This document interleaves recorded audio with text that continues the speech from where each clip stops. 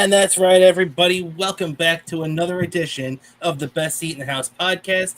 As always, I'm your host, Rob Kramer, joined by my co-host, the great Daniel Bobo Carlin. And Dan, how you doing today, buddy? I'm doing fine. A nice little couple of days off. Couple of days for baseball. Have the this still kind of feels weird last couple of days, and for the most part, it was enjoyable with the All-Star game. I have a problem though with the celebrity and legends game, that there wasn't enough. Like there wasn't many like legends, and they were having influencers. When did social media influencers become considered celebrities? Bring in some comedians or something. Comedians would be a good idea, no doubt about it. I can tell you that maybe some sports podcast hosts. I think it'd be cool Something that one like day, that'd be one day to cool someone at MLB decided to invite us to be a part of it next year. Like next year when they have the All-Star Week in Philly, invite us to be a part of the Celebrity and Legends game. That'd be cool to have us be in it. Absolutely, that would be a riot if they ended up working that out. But yeah, man, just like you said, it was an interesting week over there in Atlanta, down where they had the All-Star game. So we definitely got some things to talk about, no doubt about it. Some big news this week. Then obviously, like you said, the last couple of days with no baseball have been weird, but we are back at it tomorrow as the Mets and the Yankees officially return along with the rest of Major League Baseball from this All-Star break. But, before we get into everything, Dan, though, too, I did want to talk about some things that kind of annoyed me. So if you didn't watch the All-Star game, the National League ended up winning the game. I couldn't tell you what the final score was because for some reason they still have it listed as 6-6, although it was decided by a home run derby to end the game. And for the first time in the history of not only the All-Star game, but any Major League Baseball game, which I didn't really have a problem with the home run derby.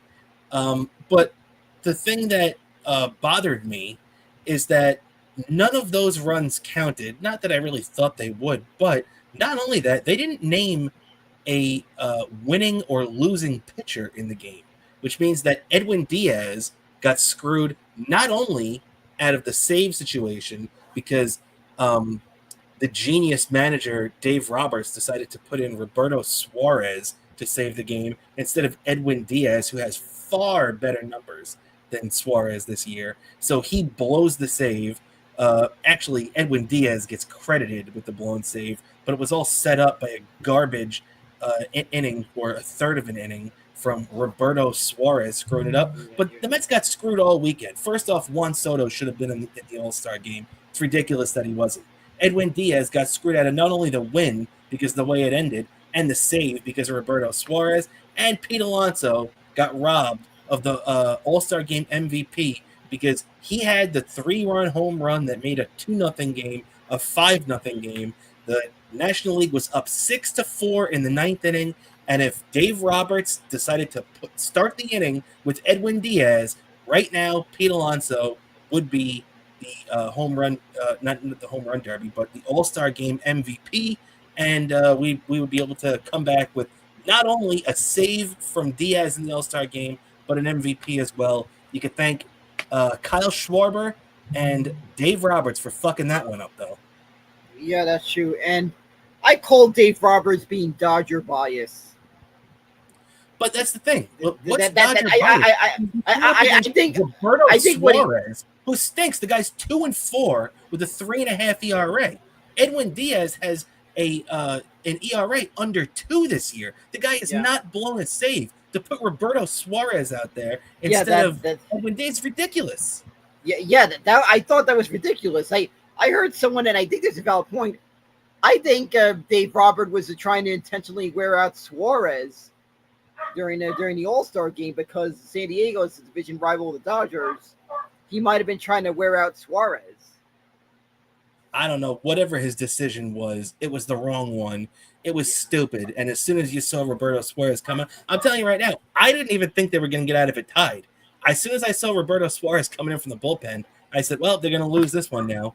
And I just knew that they had cost Pete Alonso the All-Star Game MVP, of which he was so deserving. And Kyle Schwarber, who did nothing during the regular game, takes 3 swings in the home run derby thing, whatever you want to call it, swing off, and he ends up getting the the victory with that. It's just ridiculous, Dan, as he's taking a call. Yeah, so it was just ridiculous with the way that all worked out. I was not very happy with the end. I Hold on, like I didn't. Yeah. All right, yeah. I didn't mind as in the middle of the show. There you go. But so I was not a fan of the way the game ended, but I don't really have a problem with the swing off in the home run derby. It was a little unexpected. I don't know if I wasn't the only one, but I had no idea about the swing off thing even being on the table. Hold on, I muted you. Let me unmute you. All right. So, All right. So what happened? Yeah. I'm sorry about that. My uncle forgot that I was doing a show. Now he freaking. Why did you answer? Because I never know when a relative calls, especially my uncle Ray, who lives. Okay. He's one of the relatives that lives in Queens, lives not far from me. So you never know what happened if he tried. If my mother relayed a message to him or something, because I could tell. Let's put it this. We understand. Let's put it this way. He was one of the people that that time a couple of years ago when my mother got hurt. He was the one who relayed the message when I got home from work. Like he called me around the time I got home from work. That's how I found out that injury back a couple of years back. So it's like fair enough. Just I didn't know what it was, but he was just asking me a question if I left something in his mailbox that was supposed to be for him. His mailbox was blocked. It's like so never mind that. I answered it. So don't worry about that. Okay, terrific. Linger longer, if you will. Let's keep it rolling along here. And Dan, so when you see this now, we talked about the Pete Alonso home run. It was the first time a Met has homered in the All-Star game since David Wright went deep in Pittsburgh back in 2006. Only the third time it's ever happened. The only other one being Lee Mazzilli back in 1979. I felt I've been kind of down on the All-Star game the last couple of years, I guess, if you will. I haven't cared about it as much. It's probably got a lot to do with the fact that I'm older now, and interleague play doesn't mean as much as it did when we were kids. That was kind of something everybody looked forward to and loved when me and you were younger in the 90s, but it's not really the case anymore, especially now where they have interleague play every day. There's always one series that will be an interleague series, no matter what time of year it is. So the thing is, Dan, when Alonso with that first home run, the 3-run shot, it had been a long time since we'd seen a Met gone deep in an All-Star game. Did that mean something to you? Were you thrilled to see the Alonso bomb? Yeah, I was thrilled to see that. I was just yelling out like, "Yeah, let's fucking go!" Like seeing that, like I was yelling that out. I mean, I know a Mets fan who was at the All-Star game who went nuts seeing that in person. Who may have yelled out a couple of New York style expletives when that happened. Very nice. Is someone I know who was at the All-Star game? But yeah, that was incredible getting to see that. Overall, the All-Star game had some fun moments. I don't like the fact that they overdo the interviews during the game. I really don't like that. Oh. It just really ruins some of these players' moments when they're at bat. They're seen on TV during the All-Star game. Yep. It just ruins those moments. Yeah, and not only that, too, Dan, they've been doing this forever, ruining the game with these in-game interviews, because I went back and I was watching the David Wright home run that he hit in Pittsburgh. It was a solo shot that tied the game at 1. And during Wright's at bat, you don't even hear, there is no call of David Wright's home run, because during the whole time, the pitch to him and while he's rounding the bases, they're doing an interview with some other jackass on the other side of the field.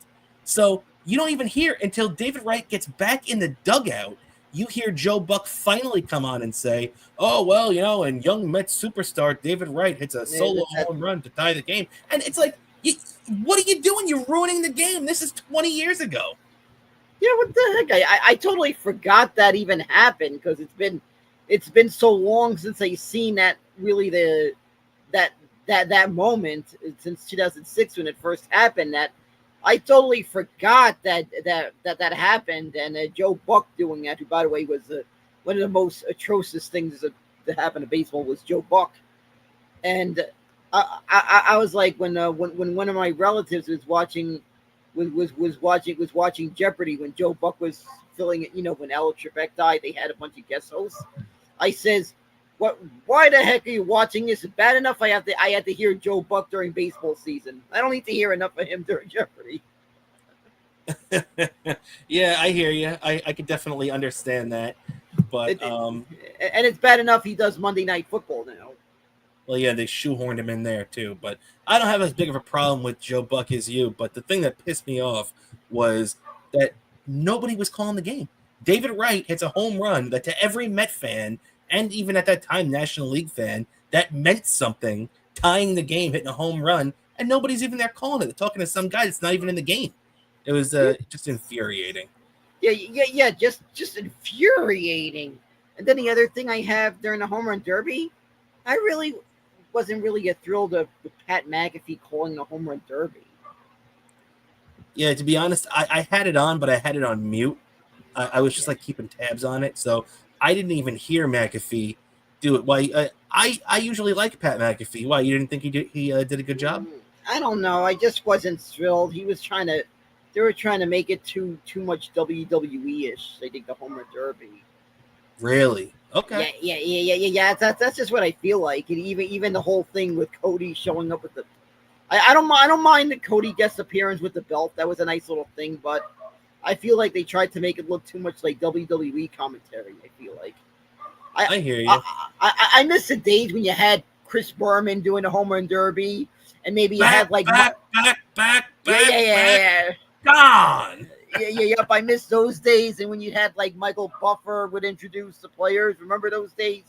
You'd have Michael Buffer introduce the participants. That, and by the way, too, you're right about that. That whole introduction in the actual All-Star game, they're bringing the guys out. They had these rappers and dancers. That whole thing sucked. What was that? That was like, what the fuck was this? I was like, it stinks. What I thought of it. It stinks. I'm with you. I'm with you on that. Do not repeat that next year in Philly. Do not try to do a stuff like that with the Roots, because you know they're gonna have to probably have the Roots or something do that. It's gonna be something stupid like that. You're right. Yeah. And I'm just guessing it's gonna be the Roots, because you know how they always do that shit with Philly with the Roots. Yep.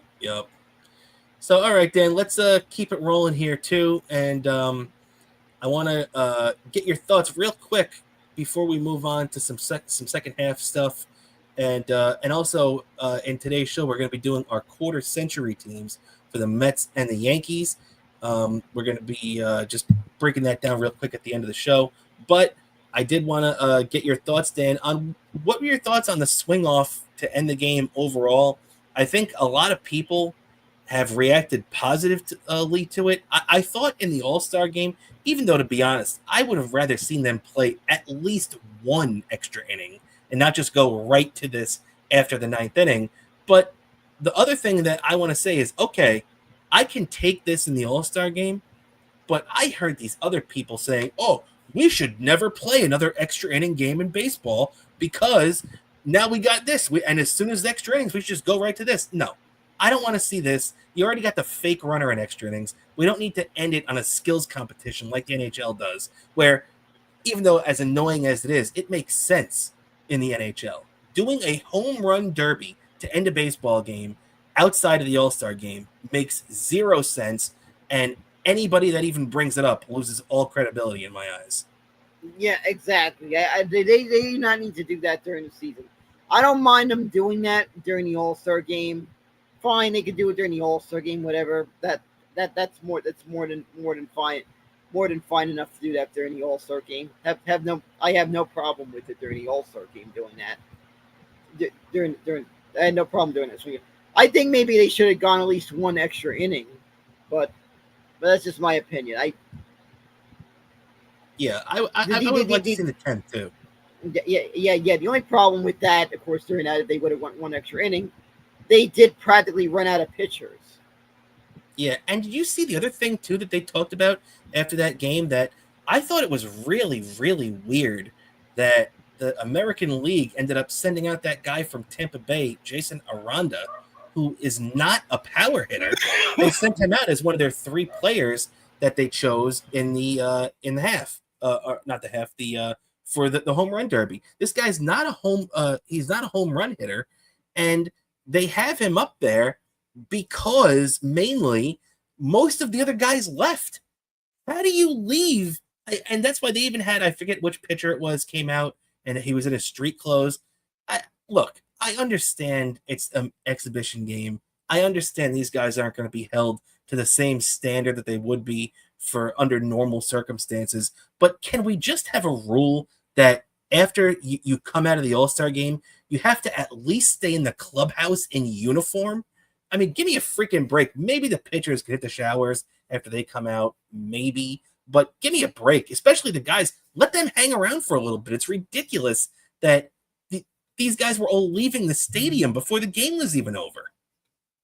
That doesn't surprise me. I understand if they weren't doing this, but if they're doing this, if they're going to do this rule, they maybe need to stick around for the whole game, probably. Please, I mean, come on. Yeah. I think it'd be a little bit. Jason Aranda in a home run derby. The guy's not a home run hitter. He's like 11 home runs this year. Yeah, that surprised me. I wonder if that happened. Yeah, because that may be questions why. Because I kind of had a feeling. Yeah, the Boone is probably going to go with one of his guys, Aaron Judge. And now I kind of understand. Yeah. Now I understand why Judge didn't go and. Because I remember I'm watching that game with my mom, and we're like shocked. I says, "That's surprising." I was saying to my mom, I kind of expected Aaron Boone was going to go with Judge, and that maybe explains why. Maybe Judge already hopped on the plane back to wherever the Yankees were going to be next. It's possible. Though maybe I can't see that happen because maybe logistically probably wouldn't have been possible because Aaron Boone was managed the Yankees. So I figured everyone with the Yankees was traveling on the same plane probably. I mean, those guys weren't even necessarily going to the same place after that game because they still had another 3 days off after that. Oh yeah, that's true. That doesn't make sense because I was about to say that about the pitchers. So I guess maybe it does make sense. Maybe the pitchers could be be able to leave early, and maybe have certain players be designated that they have to be there the whole game, like players that are going to be designated for the situation, like predetermined. I just think that you should not let these guys be leaving like that unless it's just ridiculous. You're there for the All-Star game. You can't. The game ended. They dragged it on, but the game basically was over by like 11:30 or whatever. Like, come on, exactly. Wait. And then the other thing, the other problem I have with that long performance that they did before the game that I thought was stupid during the player intros, it caused the game to start almost 8:30. Yeah, because of that. And that's why it went so late. Yeah, I don't mind if they did something like that during, for example, the NHL Winter Classic. I didn't mind when they did that because at least the way they introduced the players, that kind of didn't take up so much time, I feel like. You remember that 2018 during the Winter Classic when they had Ace Frehley perform New York Groove, and they did that as a player, and then as the players went took to the ice. Yep. But by the way, I thought that was kind of epic seeing that. Yeah, how can you not? It's Ace Frehley singing back in New York Groove. Yeah, I know. All right, I'm surprised they didn't have him do that before a Mets game during the regular season. That's true. They do that for a lot of wins, but being the fact that song's linked to whenever the Mets win. But I thought it was a nice gesture that the fact that St. they got Ace to do that.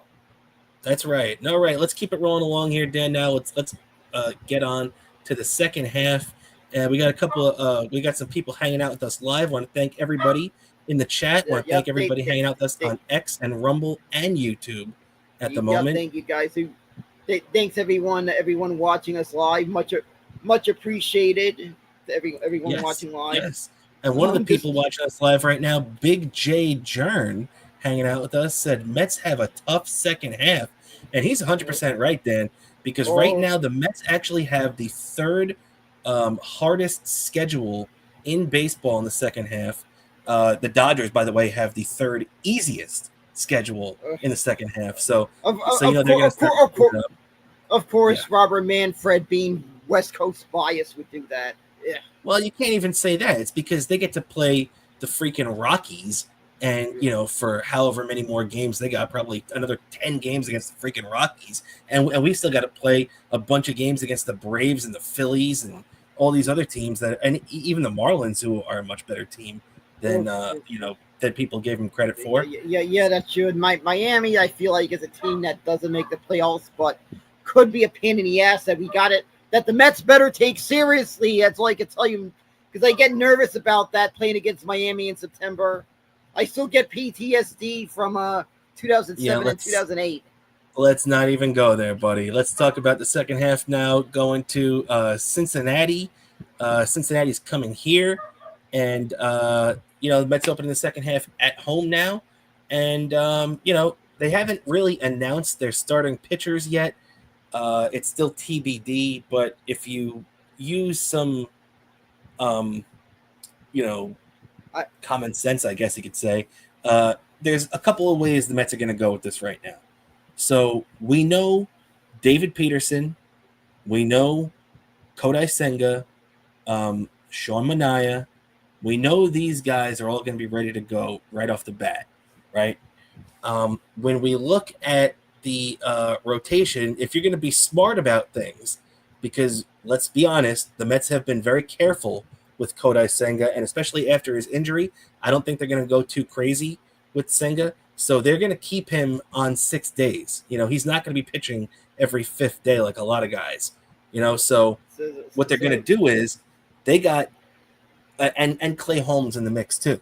So what I would think is what they're going to do is Kodai Senga is probably going to start this Sunday game, because then if you start him on Sunday, then based off the off days and everything, you will not have to worry about Kodai Senga pitching on regular rest until the end of August, meaning you're going to have to, or about that, maybe the second half of August, where you're going to have to start wondering if you're going to have to plug in a number 6 guy in the rotation.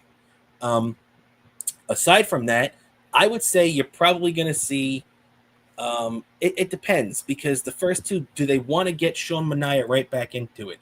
I kind of feel like they do. And then maybe they give Clay Holmes a little bit of a break, and he doesn't come back until maybe the following series after Cincinnati. So, and David Peterson. So if I was going to say right now, if I was going to take a guess, I would say it's going to be Sean Manaea on Friday. It's going to be David Peterson on Saturday, and then Kodai Senga on Sunday. What do you think about that, Dan?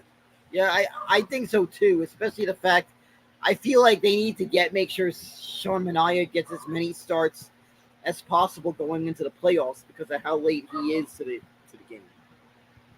Yeah, and also he just pitched on Sunday, the last 3 1/3 innings of that game on Sunday. So you don't want to have him, especially like you said, he's just coming back into it. He's just getting back into the swing of things. So you don't want to have him have too much of a layoff between his last appearance and his next appearance. So if they start him on either Friday or Saturday, then that's plenty of time for him. David Peterson threw 1 inning on Tuesday. So that's my thinking. Maybe they want to give him a little bit of that extra rest and have him come back on Saturday instead. But to me, Kodai Senga seems like he's definitely penciled in for Sunday based on the off days. Yeah, exactly. I feel like that's definitely set up right. And of course, I'll be there. I'll be there Saturday and Sunday. Saturday, of course, the big David Wright number retirement day. Congratulations to the captain, David Wright. His number being retired. I'll be there. I'll get to see it. I'll be there for the ceremony. Get to see it in person. And of course, Sunday they're doing a bobblehead commemorating that number retirement. Absolutely. on Sunday. So that's not bad. Two game 2 days like that. I'll be there, and I think I'm going to be there. I'm going to be there. I think the Tuesday game of the next series against Anaheim. I'll be there. I'll be there also. I got a stretch of games I'm going to be at. Plus that I got a couple of free Met ticket coupons that I'm going to cash in when that depending if it looks like it'll happen at home that Pete will break the Mets all-time home run record. We got that to look forward to during the second half also. Yeah, so we'll see. Better Mets history. And a word of advice, do not put that game on ESPN or Fox. They're not going to be able to control it. It's going to be wherever it falls that day. Yeah, I know. But I'm just hoping it doesn't happen on an ESPN or Fox game because I badly want Gary Cohen. I badly want Gary Cohen to have that call, that moment. And I don't know how he does it because I know he doesn't do a lot of road games. I wonder if Howie, because Howie loves being a part of this Mets history and stuff, like you could tell he gets enthusiastic about being a part of the Mets history. And the response when he talked about emceeing I think one of the Mets Hall of Fame ceremonies, and I said to Howie on Twitter, I says, I hope one day you get to MC a World Series ring ceremony. And he said, definitely me. He said this really nice thing about how he would love to be a part. He badly wants to be. He's talking about maybe being home, but he says he would love to be a part of that call, that moment in Mets history. Yep. So that makes me question if maybe he'll, even though he doesn't normally do these road games, if he would probably hop on a plane. If Pete's like one home run away, he'll hop on a plane to make sure he's there. He's in the booth for that moment. Makes me wonder if he'll do that. Well, it's all going to depend on his health. But the second half, and Alonso, seeing what he does, is all going to start tomorrow night. Nick Lodolo, the big lefty, going for the Reds. This guy's tough, man. 6-6, 3.38 ERA. So he's a tough customer. And like we mentioned before, Mets have still not announced their starter for tomorrow night. So that's going to be big. Hopefully, the Mets can strike first against the Reds tomorrow, who don't take the Reds lightly because they're a pretty damn good team. And on the other side, too, the Yankees are kicking off the second half, and every Met fan is going to be breaking out their favorite Yankee hat this weekend because it's going to be the Yankees opening the second half of the season in Atlanta against the Braves. So that's going to be a big stretch for them, too. The Yankees need to keep this going. They kind of straightened out their season after going into a little bit of a tailspin at the end of June, the beginning of July. The Yankees are coming back to the really good team that we know they are for the most part. And, they have gone out and, now they haven't announced their rotation yet for the weekend either, much like the Mets. But we do know that the Yankees are going to be going against Spencer Strider on Friday night. Now, Strider's a lot like, the Braves this year. You see the numbers, and it's not impressive. 3-7, 3.94 ERA. The Braves themselves are still 9 games under 500 at 43 and 52. So they're still, the Braves have vastly underperformed to their talent so far this season. But that's one thing you can't take lightly is the Braves do have an ungodly amount of talent on that team. And the Yankees just better be sure to not let any of them wake up against them. Keep Acuna quiet, keep Matt Olson quiet, and maybe they could get a couple off Spencer Strider. Yeah, that is, but hopefully Aaron Judge didn't get, if he decided to stay in Atlanta the whole time, because remember the next series was in Atlanta. So I kind of wonder if Aaron Judge or something just decided, I'm just going to stay in Atlanta for the next couple of days. Hopefully, for the sake of Yankee fans, he didn't get too fat on the Southern barbecue. Yankee fans going to be keeping their fingers crossed on that. No doubt about it. And you're right. That is interesting, too, that you mentioned that. I didn't even think about that. So the All-Star game was in Atlanta. The Yankees are opening the second half in Atlanta. Me and you were talking about it before, maybe Judge and these guys leaving. I wonder if any of those guys just decided to stay in Atlanta since they're going to be there anyway. Yeah, that's true. Maybe Aaron Judge stayed in Atlanta. Maybe did some southern sightseeing in the South. Visited the, visited like the College Football Hall of Fame. Maybe visited the Museum of Puppetry, which I heard is a fun museum out there. Maybe visited some Civil War museum while he was there. Yeah, possibly, definitely, Yeah, possibly. because they got some pretty good. They got some pretty neat museums out there in Atlanta. I've heard that I'm that seemed sure. that seemed like would be a fun visit. One of these days, I gotta make the trip. I gotta make the trip out there to Atlanta to check out some of those museums myself. Absolutely, Dan. So, so Yankees getting ready for Atlanta, Mets getting ready for Cincinnati. We got our buddy hanging out with us here. What is it? Patricia the Wise, I believe it is, and just get giving a shout out to Bobo. So you want to give a shout Yeah, out? yeah, yeah, yeah. Hi, Patricia the Wise, because that had these people. I don't really know who they are because I don't know if they use the Twitter handles and their freaking YouTube names. Says some people I don't know, but whoever you are, hi. Hope you love our show. Well, you got a fan there, pal. So definitely always nice. Okay, and so we're gonna round the show out doing our quarter century teams now. But before we do get to that, though, there is one last piece of business I did want to get to, Dan, and that is that we had a couple of big contract extensions today. Now, I have let it be known over the last few months how disappointed and just angry I've been with the New York Jets organization. But I want to sit here and I want to give credit where credit's due. As angry as I've been with them, and as much as I think they're gonna, pay for letting go of Aaron Rodgers and Devontae Adams, the Jets did what they should have done with a lot of their homegrown players over the last couple of years. But definitely, these are the two best they had to lock up. Sauce Gardner and Garrett Wilson both signed 4-year contract extensions. Garrett Wilson's is a 4-year, $130 million contract extension, while Sauce Gardner signs a 4-year, $120.4 million contract extension, which, by the way, makes him the highest paid cornerback in the league at $30.1 million a year. Now, both of these contract extensions won't kick in for another 2 years because this year is the fourth year of their contract.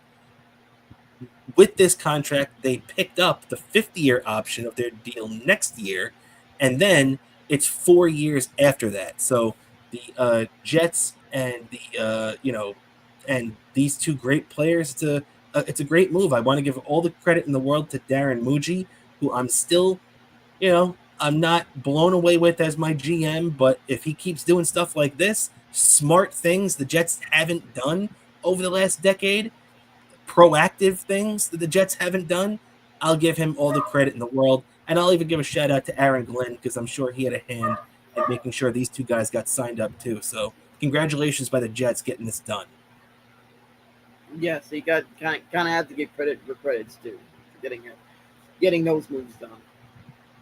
But like, I know you're not a Jet fan, Dan, but if you were in this position and you were the Jets or you were the Jets GM, you were a Jet fan, you'd have to be over the top, like over the moon thrilled that this had to be done, because this is something like if you were the Jets GM, you would have done this, right?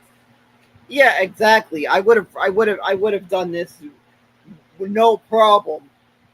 I would have done this no problem, and it wouldn't take a phone call from Larry David to be convinced to do this. Like I heard something that once Larry David tried suggesting to the GM a draft pick once a couple of years ago, but it wouldn't take a phone call from Larry David to convince me to do this.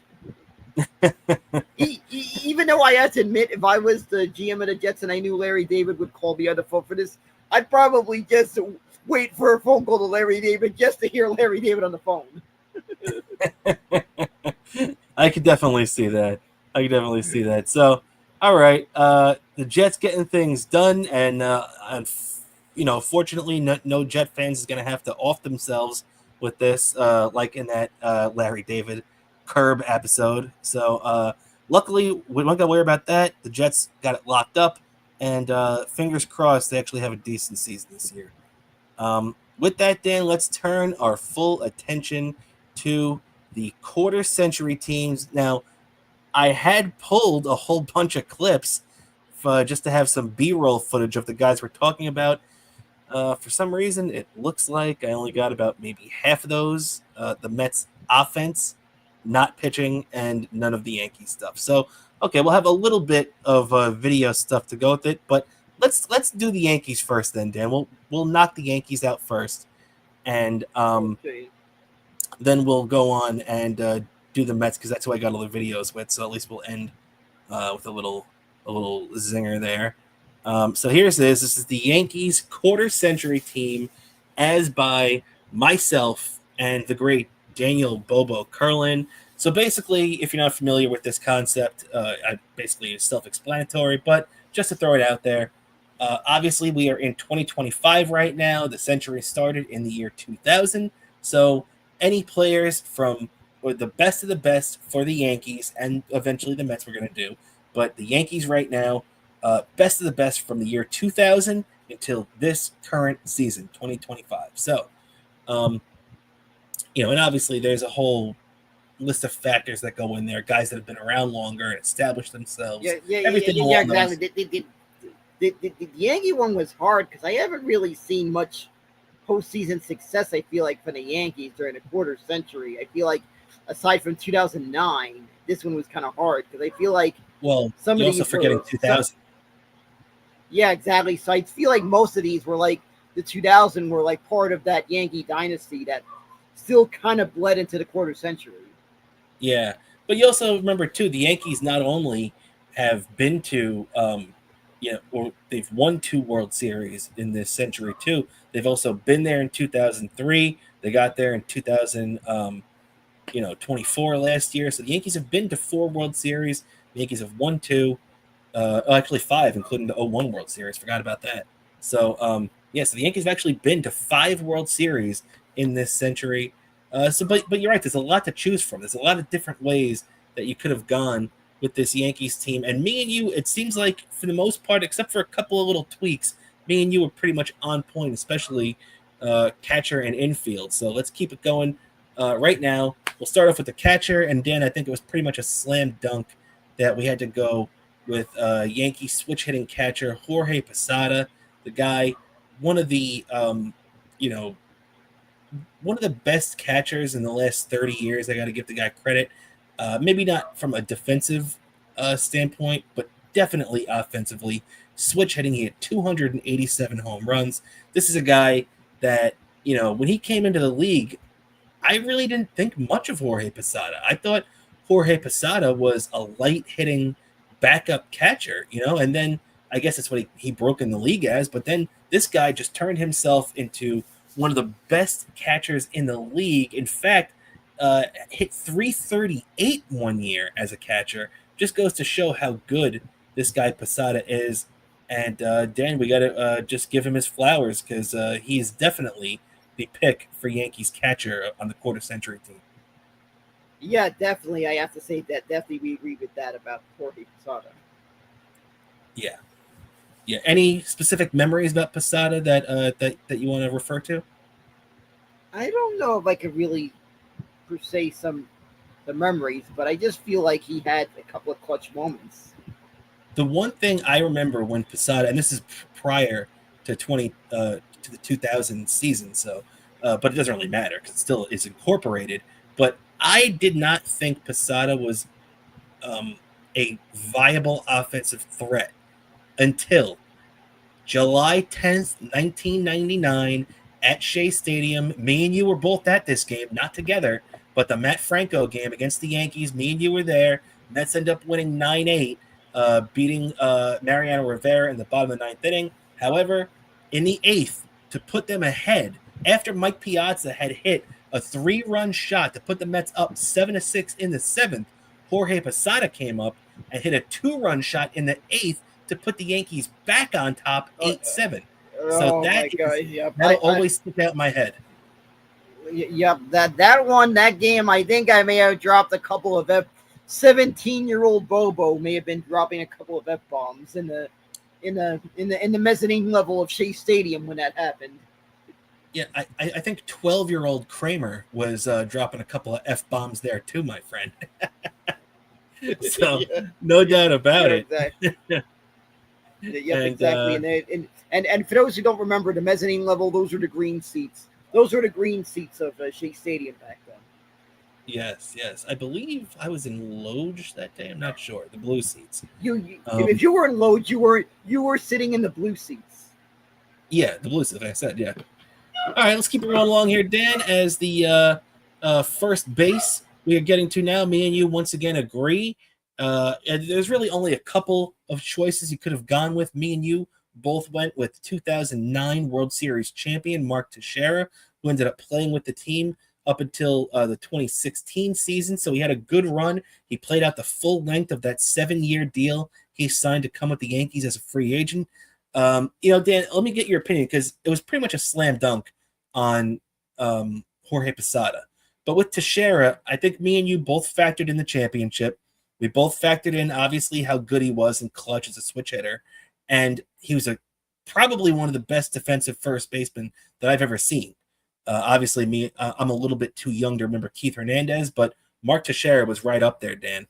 And the other guys we could have gone with, though, would be Jason Giambi and Tino Martinez. So I just felt that, Tino wasn't there long enough this quarter century, and I felt like Giambi never won a championship. It kind of bottomed out. So that's why I went with Teixeira. Why did you go with Mark Teixeira over those two guys?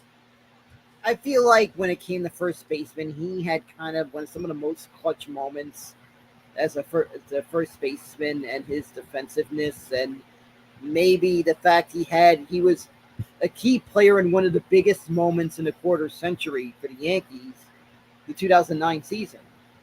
Yeah, it's true. He was a big part of that, no doubt about it. Especially his defense there in the postseason. He didn't really hit too much in the playoffs, but his bat helped get them there, no doubt about it, and his defense helped seal the deal. So all the credit in the world to Mark Teixeira there. And once again, me and you, this is going to be a theme for the infield, everybody, as me and you, once again, on the same page. I don't really know where else we could have gone with this one. It had to be Robinson Cano for second base. Who else could we have even possibly gone with, Dan? Yeah, I feel like Cano just had he was maybe the most notable second baseman just by default, because I haven't really seen much of the Yankees second base. I feel like he's pretty much he's the guy that had some big moments during his time with the Yankees, even though maybe sometimes they kind of questioned how much of those were legit when you found out some of the stuff that came out.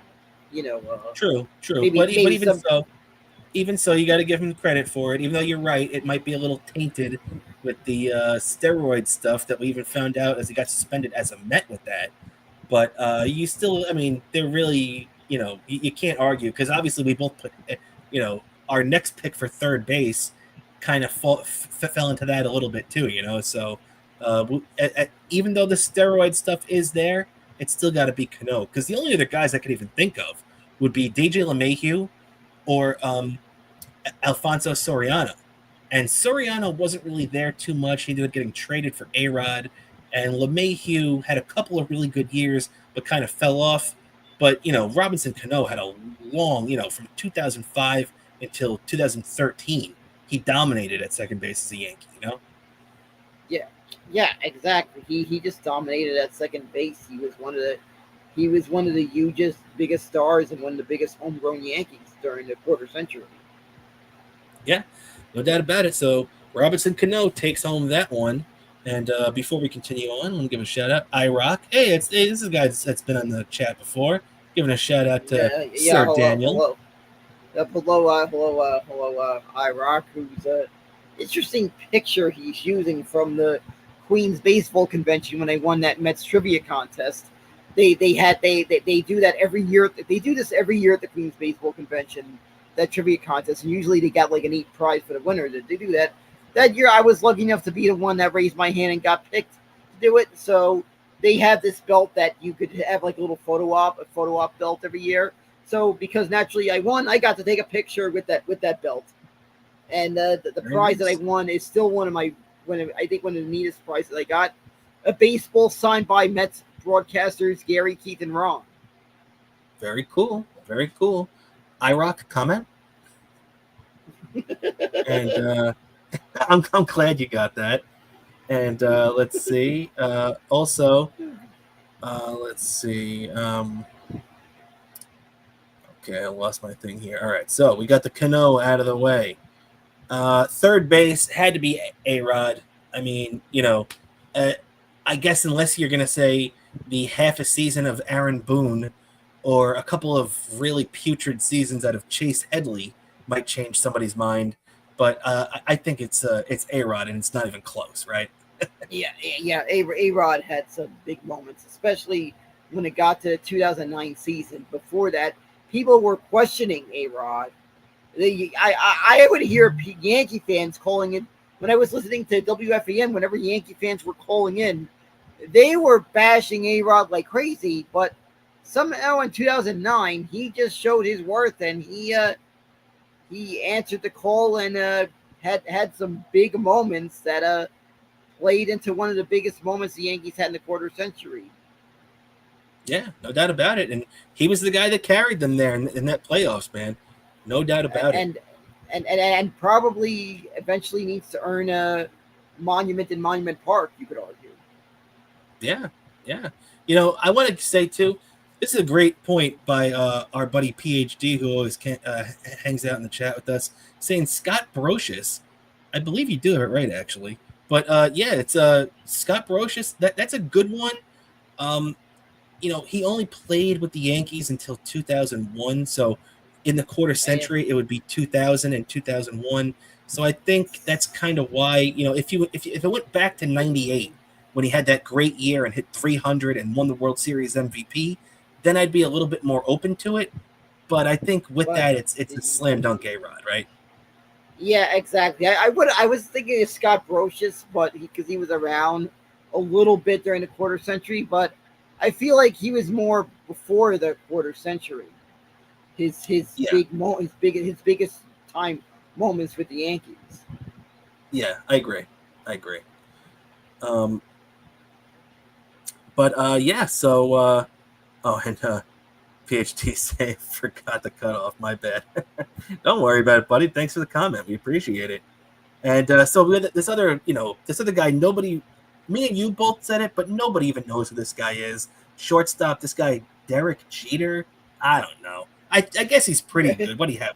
3,300 hits. I mean, this one, I'm not the most biggest Yankee expert for. When I had to do this, but before he goes junior, this one was the easiest one to come up with a quarter century with the Yankees. This was the easiest one because I'm not the biggest Yankee Met fan, so I had to go through a panel of Yankee fans that I knew, relatives, friends that were Yankee fans. I had to talk to come up with this. So it was a panel of Yankee fans I had to go through to create this quarter century to do this one. But that one, without a doubt, is a slam dunk. Derek Jeter, probably for his, especially during that time, one of the most notable players on the Yankees. There's a generation that people that are alive at this time, when people ask them about, when they ask Yankee fans who were alive during that time, Jeter is that without a doubt going to be one of the first names they're going to mention when they mention the players that they remember from that time. Agreed, man. Agreed. So, as you see, hanging out in the chat too, Lee Slater, who always pops in every week for us. Thanks for hanging out, Lee. And she said, yeah, it's got to be Jeter for shortstop. So she's 100% right about that. And let's see. So we got Jeter down. We're moving to the outfield now, as me and you both had Hideki Matsui. I did take because you did have him flipped over, but you'll see. I have who you have in there. But left field, Matsui, we went from the 2000 World Series MVP to now the 2009 World Series MVP. you cannot underestimate how good Hideki Matsui was with the Yankees. Yeah, he had some great years with the Yankees. And I feel like he probably could have been. I feel like if Matsui played his entire career in MLB, he would have probably been Hall of Fame. Because I feel like he spent half. I feel like half his prime was in Japan, so he only really had half his prime in MLB. Could you imagine the numbers he could have put up had he played his entire career in MLB? Yeah, especially like his young 20s and everything when he was first breaking in. You're right. Because when he came over to the U.S., he had a lot of miles on him, and the Yankees still got a good 6 or 7 years out of him. So shout out to Hideki Matsui, the 2009 World Series MVP, where he hit 625 that World Series. Not 3, not 4, not 525. He hit 625 in that World Series. And I'm not looking at any stats right now. I just remember that because that's how insane it was. Yeah, exactly. And I forgot if he has a monument in Monument Park. Probably, if you're looking at Yankees that don't have monuments yet, that should have a monument in the Monument Park or the Monument Garden. He definitely needs to be on that list eventually. Yeah, he needs to have a monument in Monument Park down the line. It's true.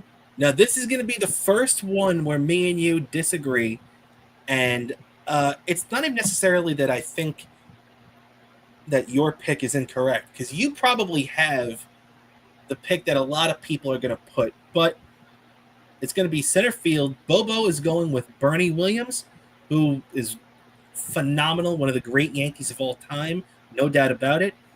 But I'm taking a lesser known pick in Brett Gardner, mainly because Gardner, Bernie only played for the Yankees this quarter century from 2000 to 2006. Brett Gardner, on the other hand, played a long time for the Yankees, over a decade. In this quarter century, he was their primary center fielder between his defense and stealing bases and everything. And he was also on that 2009 World Series championship team.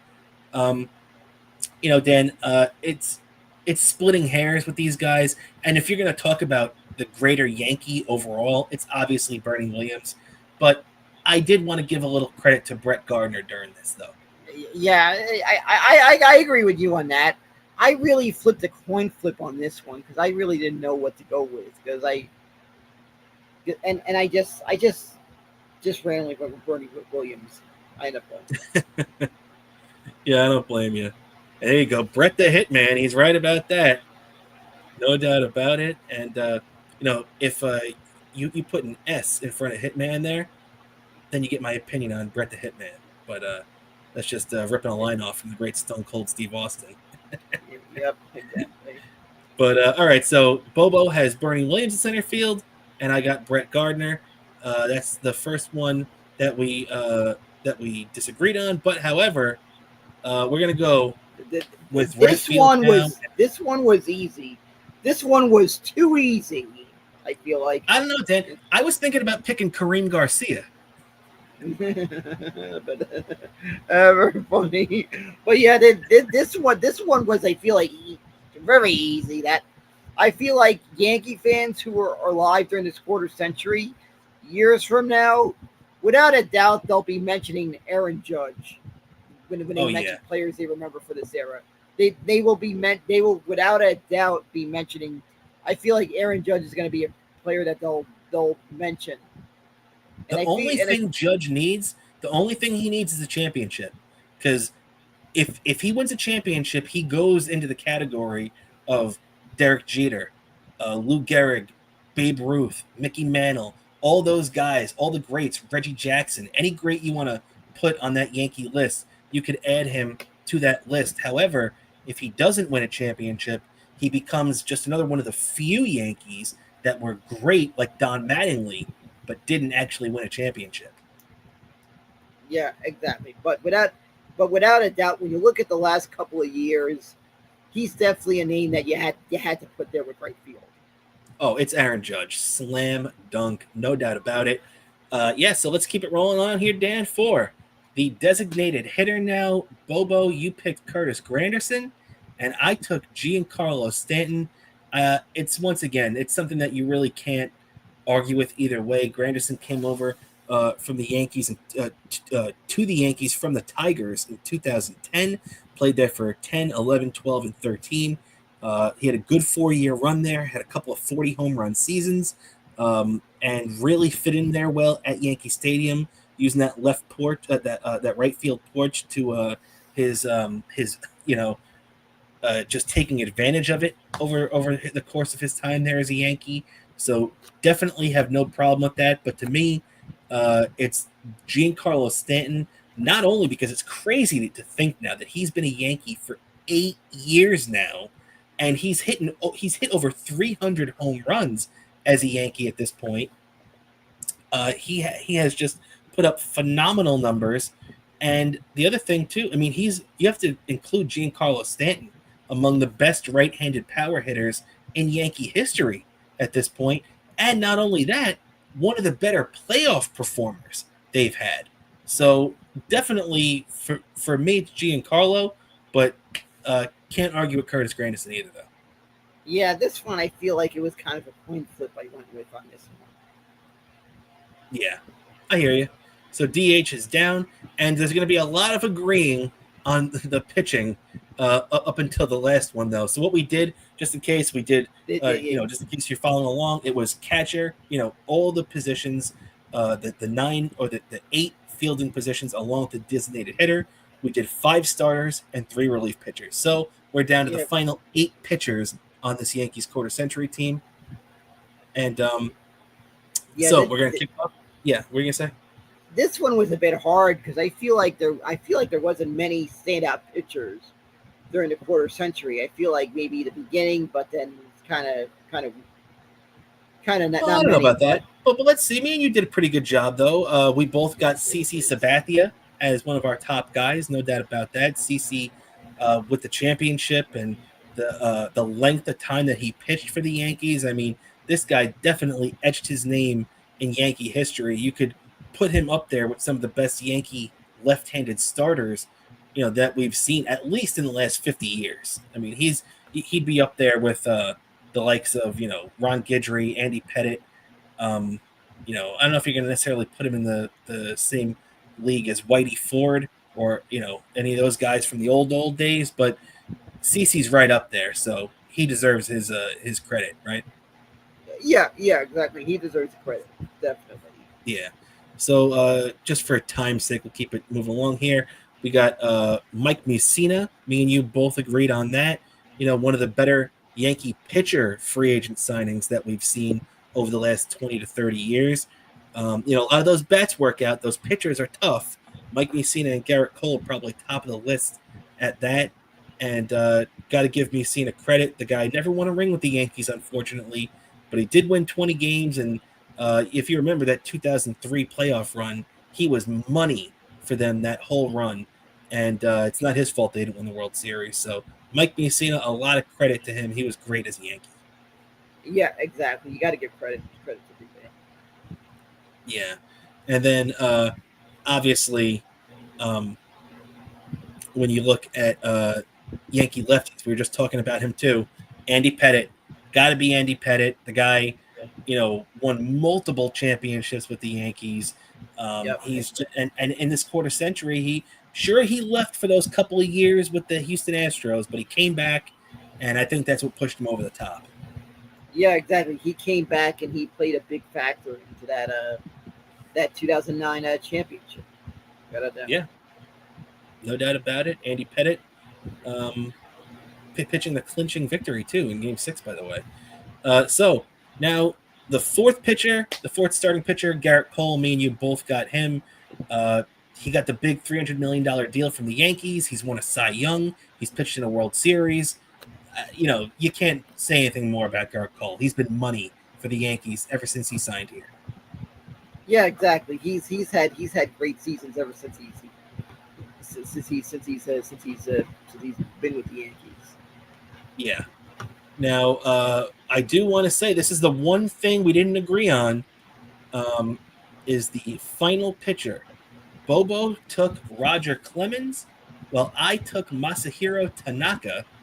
Now, I took Tanaka. I think Tanaka played a little bit longer during this quarter century. He didn't win a World Series like Clemens did. Clemens was on that 2000 World Series championship team, so Clemens does have a ring to back that up. He also has the 2001 Cy Young Award to back that up as well. So those are two big things for Clemens. I just didn't think Clemens made the cut for me, and to me, I think Masahiro Tanaka played a much bigger role for the Yankees during this quarter century than Clemens did. Yeah, that's true. Me, I went with Clemens because I feel like he was part of a number of big moments during his time with the during that quarter century, during some big moments during the quarter century, some key years. Of course, the 2000 series, which I like to forget the 2000 series, and of course the 2001, of course. Probably when you could argue with teams that didn't. When you mention teams that didn't, great teams that didn't win a World Series, 2001 Yankees without a doubt has to be mentioned. And of course, another one honorable mention, teams that didn't win a World Series, 2003 Yankees have to be mentioned in that category. No doubt about it. No doubt about it, man. You got that right. So definitely two big pieces to the Yankees in this quarter century out there. And now we're going to get to the final three relief pitchers, that is. And obviously, Mariano Rivera. Yeah. What else needs to be said? Yeah, this one was too easy. This one was like, I used to wonder if this guy was human as closer, because I've never seen a closer come through with so many moments like this. Because or maybe it's just part of me being a Met fan with closers giving me near heart attacks. But this guy just made it closing games look easy, and getting the job done. This guy had a 0.70 career postseason ERA. That's all you need to say. And it's not like he only pitched in 5 games. He basically pitched in the playoffs every single year of his career, and he had an ERA of 0.70. So nothing else you can even say. The guy was on a different level. Yeah, exactly. And Yankee fans probably got a little bit spoiled because since then they've had closers that are pretty much the closers that are human. Yeah, they've seen a lot of humanity closing games for them over the last few years. And for relief pitcher 2, me and you both went with the lefties. You took former Met actually too, but also multiple-time World Series champion with the New York Yankees, Mike Stanton. And I took Aroldis Chapman. He was one of those closers that followed in the footsteps of Mariano Rivera. Even though Chapman had his bad moments with the Yankees too, he was still one of the best relief pitchers in the game during that time span. And I just think he deserved the credit for that. What did you think, Dan? This was a hard one for me to really think of Yankee relievers other than Mariano Rivera, because I feel like that's the really only standout reliever from during that time. So I just went with Stanton because he had, during a couple of moments in the quarter century, he was a key piece in the bullpen. Aside from Mariano Rivera, he was the key setup man for that. Definitely, he was. Him and Jeff Nelson right there is the great tag team leading up to Mariano, no doubt about it. And finally, Dan, last Yankee thing before we close up shop here with the Mets team is Jabba Chamberlain for the Yankees.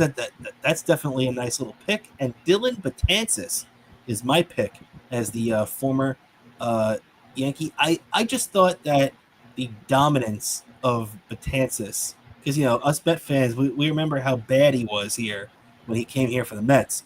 But as a Yankee, he was one of the best relief pitchers in baseball. He was one of the best relief pitchers I've ever seen for a good 4 or 5 year stretch with the Yankees.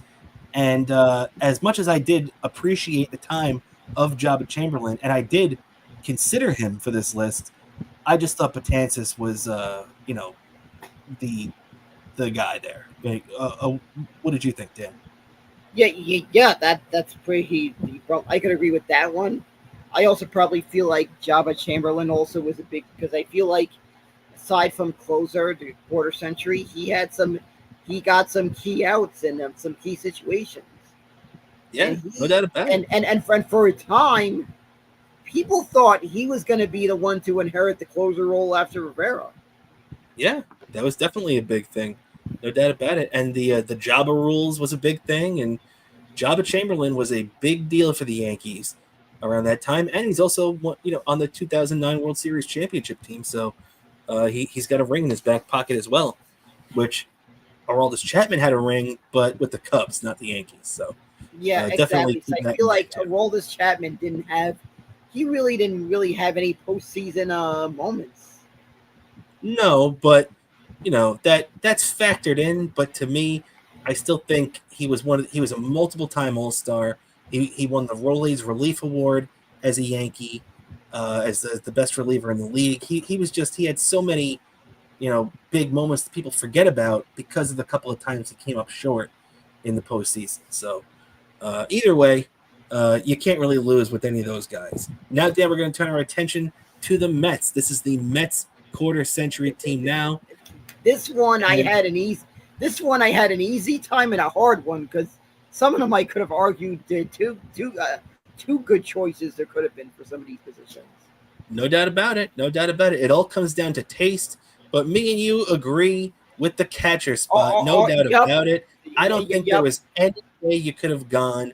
I mean, there was a couple. The only ways you really could have gone, Dan, is if you did, Paul LaDuca, like Travis Darno. Who else are you going to go with? It has to be the Hall of Famer, Mike Piazza, right? yeah. You definitely got to go with Mets Mike have acquired Piazza. So many big Mike moments Piazza. through the quarter century.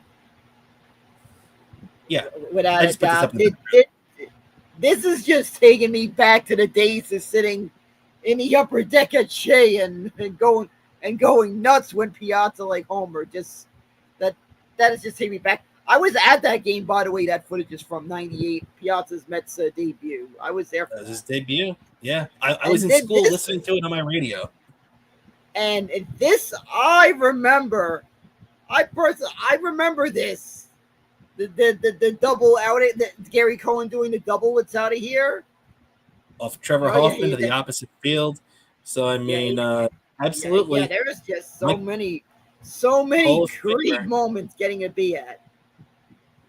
Hall of Famer Mike Piazza. We got Lee Slater saying Piazza's the best. Oh, I missed this before. Tanaka's work for the Yankees is underrated. Thank you, PhD. You're right about that. And yeah, so Dan, definitely we agree on the Mike Piazza stuff, no doubt about it. And as we also agree on our first baseman, Pete Alonso, because Pete is, no doubt about it, he's the best Mets first baseman. I mean, the only guy you could have even possibly thought of was, I guess, maybe Carlos Delgado or Lucas Duda. But to me, it's Pete Alonso. Yeah, he is cementing quite a big Mets legacy. I mean, this guy broke the rookie home run record, the single season. He holds a record with the Mets, the single season home run record for this team, and he's about to break the Mets all-time home run record without a doubt. This guy is he's cementing quite a legacy with the Mets. So you definitely and probably one of the greatest first basemen this team has ever had. And No one of the doubt greatest about it. homegrown Mets we've had, without a doubt. Yeah, and let's just hope that they're not dumb enough to let him go after this year. So Pete Alonso gets the credit for being in first base. And Dan, me and you, though, did not see the same thing at second base. Second base, you went with Jeff McNeil, and I went with Daniel Murphy. Dan, what do you think about Jeff McNeil here? This one, I feel like I had to go with a coin flip on this one because I know Daniel Murphy had that big moment in 2015. I just ended up going with McNeil because he's won like a batting title, maybe, probably. Yeah, he did. So I feel yeah, exactly. So I feel like it was just this one was kind of a coin flip for me. I hear you. I went with Daniel Murphy.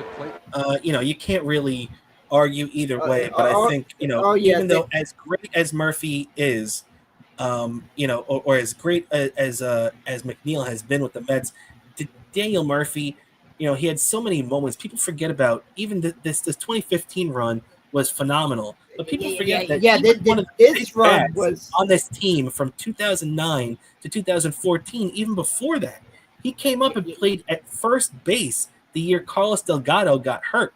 So it's people that, and this guy was productive in 2011. He was hitting 320 before he got hurt and had to end this season. So everybody wants to act like Daniel Murphy only had this one run in 2015. But he had some big moments. He had a great run. I was at this game. This was, I think, either game 1 or game 2 of the NLCS. Okay. I was at that game, and I can't forget a notable moment with Daniel Murphy. Remember that game we went to in 2015? It was against the Nationals when the Mets swept the Nationals. It was an ESPN Sunday night game. I showed up on ESPN Sunday Night Baseball, spilling my beer when Daniel Murphy hit a home run. I went nuts. I spilled my beer on TV. All of us. All of us did. We were all pumped up. And I got text about that. I got text from relatives who were watching that game, said, "Do you spill your beer every time the Mets go nuts at home?" Yep. My sisters won't let me live that one down that I was seen on TV spilling my beer. That's right. And Dan, let's keep it rolling along here. Third base. I was thinking Ty Wigginton, maybe a little Jose Uribe, I guess you could say, but no, the answer is David one Wright. Is definitely the captain, number 5 on the field, number 1 in our hearts. This guy had so many big moments, so many great moments. His number is being retired this weekend, without a doubt. David Wright is. So you're looking at his MLB debut. I was actually at this game. And so many great moments. That's his only walk-off home run that came against Heath Bell. Just so many great David Wright moments. This one, the All-Star Game home run we talked about earlier. Yep, exactly. He just so many great, and obviously this one I was at this game. This one I was at. So this one, I don't think you even have to say you were at this game. We can just assume you were at it, Dan. Yeah, exactly. But I remember how nuts the upper deck at Shea went with this one, and us just yelling out "Yankees suck" to the Yankee fans as we're walking down those. Remember those ramps at Shea Stadium? We were yelling out "Yankees suck" to those Yankee fans as we're walking down the ramps. No doubt about it. And all right, so we got that. And Dan, I want to also keep it going along here too now with the obviously we all love the David Wright one.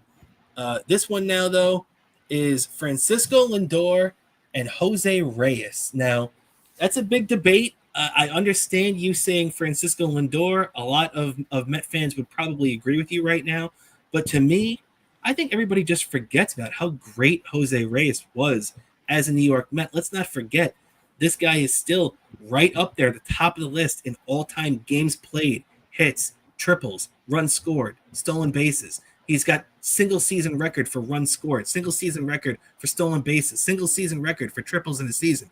This guy is, a phenomenal talent. And as great as Lindor is, he's only been here for 4 years.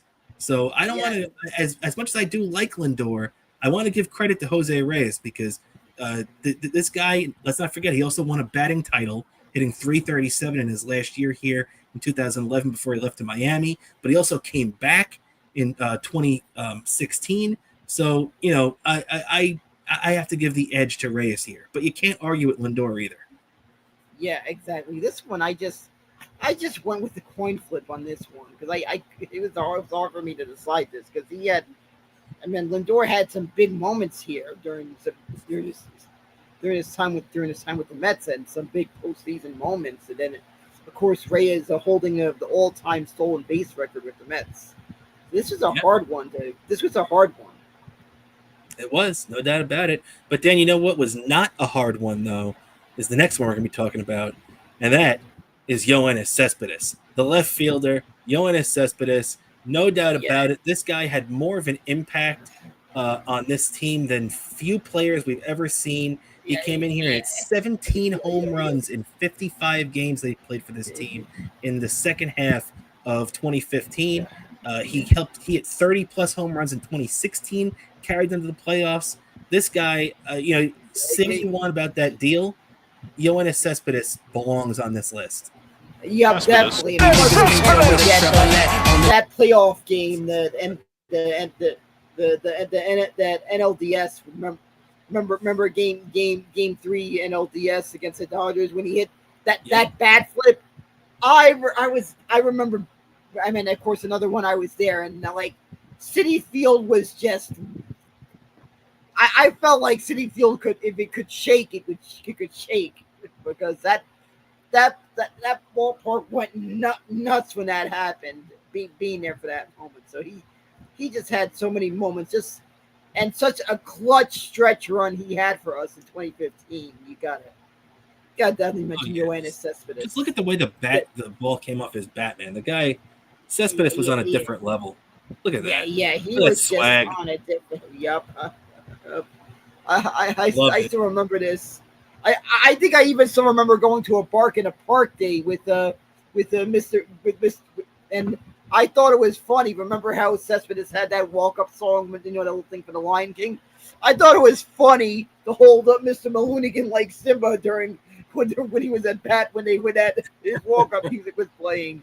I thought it was fun. I just did that at random, and I just remember my sister laughing. My sister was cracking up when I did that. Very cool. All right, let's keep rolling along here with the center field. Dan, you went with Carlos Beltran, and I followed right there with you. You can't argue with Carlos Beltran here. Yeah, this guy had so many great moments. I mean, if he gets into the Hall of Fame, the Mets probably by default have to retire his number, because he was. If he goes into the Hall of Met, he has. Without a doubt, they probably have to retire his number. Yeah, Beltran is right there. Yeah, no doubt about it.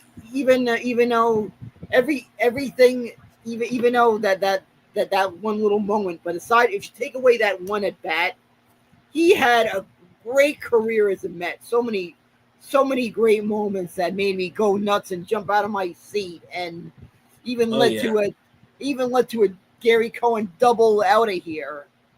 That's true. Forget that. And I even remember this. One of my favorite Gary Cohen calls, Carlos Beltran is linked to. Right, I recorded this game on my DVR because naturally I was at Shea Stadium when this happened. I was sitting in the Piggick area, the bleachers for this game. Right, when Beltran hit that home run in extra innings, when he said like, "And we can all go home." It was like 16 innings that game. That's right. Yeah, I ended up having. I had to see the Gary Cohen call of that, and this is like maybe predated YouTube or something like that. That I could easily. I watched. That was still YouTube. Yeah. Maybe I didn't think to look it up on YouTube, but I had the game. I had the game recorded, so I think I rewatched it the next day to see that moment. That's cool. All right, we got to keep it moving along here because this is already one of our longest episodes ever. We got to wrap this up pretty quickly. Going to right field, Bobo, and takes Brandon Nimmo, and I take Curtis Granderson. Nimmo, can't argue with Nimmo, man. The guy's been here for basically a decade. He's a homegrown Met. The guy's played great here. Even in the playoffs, he's played great. But to me, Curtis Granderson, I think, kind of steals it. He was so valuable here in his time, especially as a leadoff hitter. And how many times during that 2015 playoff run did Curtis Granderson set the tone in a game by leading off with a home run or getting a big hit? I think Granderson belongs on there. But, why'd you take Nimmo? This one was kind of a coin flip, I feel like. I feel like this one was a coin flip, and that's what I ended up doing, because it was a hard one to decide. It was, no doubt about it, because I definitely was tempted to take Nimmo as well, but you can't argue with Nimmo or Granderson at that point. So keep it moving along here to the DH now, Dan. Now, DH for the Mets, let's be honest, there is no DH that the Mets didn't have the DH until 2022. So we're just going to go basically with a guy we want to give a shout out to here that we enjoyed playing. Dan, you're going to give a shout out to Cliff Floyd. You know, I love Cliff. He's one of my favorite Mets of the last 20, 25 years. And I'm going to give it to Carlos Delgado. Delgado had a lot of big moments here. Let's not forget, he was by far the Mets' best hitter during that 2006 playoff run. His numbers, go back and look. He's like a 350 career hitter as a Met in the playoffs. So that's one of the reasons why I gave it to Delgado. This one was a hard one to come up with because I feel like Cliff Floyd had some big moments with the Mets, and then and of course Delgado. This one was a hard one, but I can see the argument for both, especially Delgado. He had some big moments in the only postseason he ever got to be in, by the way. Yeah, that's true. That's true. So shout out to both those guys. Obviously enjoyed both of them while they're playing here. So finally, we're going to wrap up with our last 8 players on the Mets list. The last 8 positions: 5 starting pitchers, 3 bullpen guys. We'll start off. Me and you agree on most of these, Dan. So we're going to speed through them for the most part. Starting pitcher 1. I mean, come on, DeGrom. It's a slam dunk. Yeah, DeGrom was next level. We haven't had a pitcher pitching on this level in ages. Since we haven't had a pitcher like this since DeGrom left. He was just like I did not want to miss when he started. I remember once being bummed out when I had a ticket to a Mets game and it got rained out just because DeGrom was going to be the starting pitcher that day when the game got rained out. And I thought that would have been nice for my first Mets game since Citi Field reopened, post pandemic in 2021. Would have been nice to have seen DeGrom pitch that game, the first Met game I got to attend since the last game of 2019, because there was no fans at 2020, so that would have been nice, but that didn't work out. But DeGrom was next level. Yep. And it was a big deal if you had a ticket and DeGrom was starting. It was a big deal. No doubt about it. And Jacob DeGrom, between the 2 Cy Youngs, the way he pitched in the 2015 playoffs, and getting the win in the only win the Mets got in the 2022 playoffs against the Padres, slam dunk. Keep it moving along now to the Dark Knight, Matt Harvey. Me and you got him. Bobo takes him, and I take him. Obviously, Dan, the guy started the All-Star game. One of the most, he took this city by storm and then dominated in the playoffs as well. I'll never forget Game 5 of the World Series. It'll go down as a loss, but what Matt Harvey did to the first 8 innings of that game will go down in Met history. Yeah, without a doubt. I really wish the Mets could have won that game. Harvey that guy was next level when he was. Matt Harvey in his prime was just a game changer. Like, I hadn't seen anything like this with a homegrown Mets pitcher in a while until we saw Harvey. And it almost makes you wish he could have stuck around longer and maybe made better decisions in his career that could have let him continue. Yeah. He is without a doubt a great Met, and he was nice enough to fist bump me. I was sitting in the lower bowl at Citi Field, and you know how sometimes behind the lower bowl, like a little bit above the lower bowl, there was these luxury suites. Yeah. Well, right behind me, I noticed Matt Harvey was right behind me. I said, "Yeah, Harvey," and he gave me a fist bump. Very cool. Very cool. That was pretty. The Dark Knight. This was this year, so I thought that was pretty. I thought that was pretty cool that Harvey gave me a fist bump and showed the appreciation from the Met fans like myself. Very cool. Let's keep rolling along here now, Dan. Number 3, me and you both got Noah Syndergaard. I don't think you can really argue either way with Noah Syndergaard. The guy not only did he throw the 2016 National League wildcard game where he dominated, only allowing just a couple of hits, 7 shutout frames that the Mets should have backed him up on. Then the 2015 Game 3, he gets the only win at the stadium. And But that game, the crazy thing is, we're mentioning 2 games I was at. I got to see. It's crazy. You've only said that about every game. I know. It's just like I go to see. I mean, let's face it. I go to Citi Field a lot, so I can. So that's gonna happen with some of these players. So we both got Noah Syndergaard there for 3, and let's keep it going, Dan, for number 4 now. Bartolo Colon is your pick, while I got Johan Santana. Santana with the no-hitter, and just one of the better pitchers that we've seen for the Mets over the last 20 years or so. I think push Santana over. Obviously, Bartolo Colon is one of the most beloved pitchers the Mets have had over the last couple of decades. So what was your thinking here? This one was a coin flip, I feel like. Because I feel like Santana maybe had 1, maybe 2 good years with the Mets. He got on. Well, I mean, he was great, and then he was good. Santana was not good, and another one, Colon. This was a coin flip. I ended up going with Colon because I feel like he was very consistent as a starting pitcher during his time with the Mets. I feel like. Yeah, I hear you.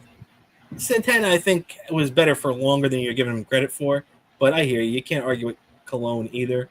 And then finally, Pedro Martinez was your pick for the last one, and I picked Tom Glavine. I think Tom Glavine has really been underappreciated by Met fans, mostly because of his final start in a Met uniform where he got blown out in the final game of the 2007 season. But that wasn't his, he had a bad start that day, no doubt about it. But people forget how great Tom Glavine was. And not only that, in the 2006 playoffs, Tom Glavine was great too. He had 1 bad game in Game 5 in St. Louis. But other than that, I think Tom Glavine definitely should be on this list. Pedro Martinez had a really good 2005 and started really good in 06, but unfortunately the injuries kind of caught up to him. Yeah, this one was a tough one for me because I feel like both of them. I think maybe what caused me to go with Pedro was maybe remembering a little bit during his time with the Mets how the buzz it had during some of his best years with the Mets. I remember at Shea during that time. Yeah, I hear you, man. No doubt about it. So you can really go. And then me and you agreed with all 3 relief pitchers. We'll bang this out real quick. The final 3, Edwin Diaz is our pick here. I mean, look, the guy, no doubt about it, has to be on this list between 2022, between this year. He had that really bad 2019, but ever since then, Edwin Diaz has been one of the best relief pitchers the Mets have ever had. Yeah, I feel like he's one of the most consistent closers the Mets have had, without a doubt. Yeah. And then we also agreed on Jerry's Familia taking that spot. Familia, who was the Mets closer for quite a few years in the late teens there up until the 20s. But Familia, he battled injuries and everything at times, but definitely deserved it. He had a couple of bad moments, Game 1 of the World Series and the wild card game the following year. But other than that, Jerry's Familia was a pretty solid pick for the Mets. Yeah, he was putting up some numbers we hadn't seen as a Met closer. Yeah, no doubt about it. He has the all-time single-season save record for the Mets. Yeah. So I figured I had to put that someone who had that when it came to relievers, and this is a tough one with our history with relief pitchers. Some in Mets, but he had pretty legendary numbers that season. That's right, man. And then finally, we both went with Billy Wagner. Bobo takes Billy Wagner. I take Billy Wagner, the Hall of Famer this year, which we could talk about that another time if he actually deserves to be in the Hall of Fame. But Billy Wagner was definitely a good Met. He had a couple of really good years here, and 2006 he was phenomenal. He battled injuries a little bit too, but I think he definitely deserves to be on this list. So Taguchi, not invited. Yeah, without a doubt, he was definitely one of the best closers we had. He had some big moments, and I feel like our season may have turned out a bit different in 08 had he not been injured. Oh, no doubt about it. I agree. Yeah. Once he was out for the season, it turned out to be everything but the kitchen sink. Yeah, the bullpen. And you have Luis Ayala closing games there. It wasn't too good. And I feel like that entire September, the bullpen in September cost us that season. Yeah, no doubt about it. No doubt about it. So that's going to wrap up our Mets quarter century team and the Yankees quarter century team. This is officially our longest episode that we've ever done. So we want to thank everybody for hanging out with us on this mega episode of Best Seat in the House podcast. Before we get out of here, Dan, anything you'd like to plug for yourself? Sure. My Twitter, Bobo103NYC, Instagram, Bobo718DK. Also, trackside. Also, subscribe to our Patreon where you get access to me wrapping up all the actions that happened in the NASCAR Cup Series. Trackside Minute. Definitely got to go for that. Definitely got to subscribe to that. You get Trackside Minute, me wrapping up all that correction, and our Patreon exclusive show every Sunday. And it's only $5, the cost of a round trip on the subway. And more importantly, you support our show. So it's a wonderful thing, and it's one of the best deals in town, without a doubt. That's right, man. Patreon.com/Best Seat in the House podcast to subscribe today. We appreciate everybody that already has. So we'll be back with you on Sunday right there on Patreon for our normal Patreon show. But as always, we will return to this YouTube channel 1 week from today on every Thursday, 7 p.m. So thank you, everybody, for tuning in this week and hanging out. As always, everybody in the chat, thank you so much. So for my co-host, the great Daniel Bobo Curlin, I'm Rob Kramer. This is the Best Seat in the House podcast, everybody. I will catch you next week. Have a great